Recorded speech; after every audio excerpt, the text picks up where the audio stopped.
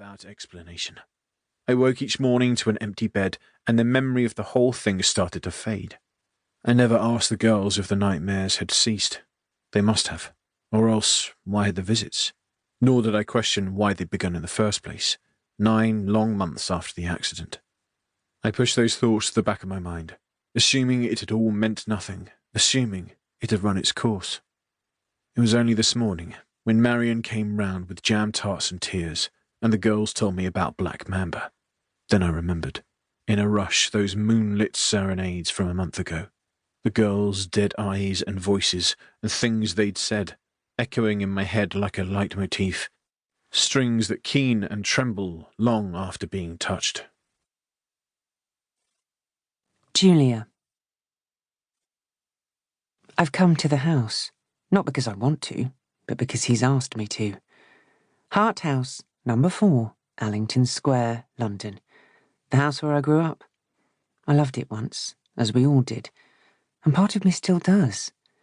My happiest memories are connected to this house, as well as the most frightening, which makes for what people in my profession call a compound emotional response. In every room, the walls are pale and blank, but they bear, in my mind's eye, the imprint of 1,000 smiles, a palimpsest of all the birthdays I've celebrated within them, nearly 100, for no fewer than 7 people. 2 of those people are dead now. I see them in the walls here too. Alfie opens the front door with a soft smile. Pretty, in a manly sort of way. That's what I thought of him when we first met, almost a decade ago. Now he's pretty but damaged, his face lined, his sandy hair mazy and thick. He looks more grizzled than he used to, though not as a result of maturity, but of trauma. I'm not judging. I look dreadful too, or at least I assume that I do. I haven't looked in a mirror properly since the accident. Thanks for coming, he says, taking my coat. Still a gentleman, I think, even after all that's happened. No, more so, I realise, sadly. He was never like this when Pippa was alive. I'd come to visit, and Alfie wouldn't so much as look up from the telly. He'd just call out cheerily from where he lay on the sofa, one twin tucked beneath each brawny arm, and jut out his cheek for me to kiss. Now I watch him fold my scarf before draping it carefully over the banister, and his tenderness is hard to bear. We move into the kitchen, and I distract myself by looking at the girls' latest drawings, pinned to the fridge by magnets.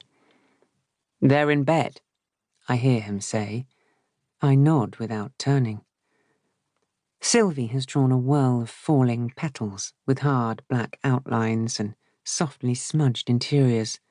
Cassia has drawn blue crystals, cold and clear. The girls' names in the far corners are calligraphed with letters that put my own crabbed scrawl to shame. I brush my hand reverently across the paper. It's dark outside, and cold in the kitchen. I hear the clink of mugs, the flick of the kettle. Alfie's brewing tea. Normally when we're together we drink. Really drink. But not tonight. Today is the 1st of the month. Just like the day of the accident. Wine would feel inappropriate, as it often does when you need it most. I assume he needs it. Maybe that's just projection. I should try to find out. How are you? I ask, keeping my back turned. Fine, he answers, speaking into the sink. His voice is flat, unreadable, but I don't argue. For all I know, it might be true. On most days, at least. I'm fine on most days, too. The anguish has finally eased.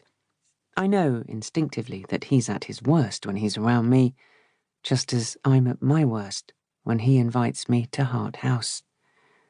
He pours some tea into my favourite mug, black and speckled with stars, and we sit at the table. The stars appear only when the mug is hot. By the time around half have been snuffed out, it's safe to drink. How are you?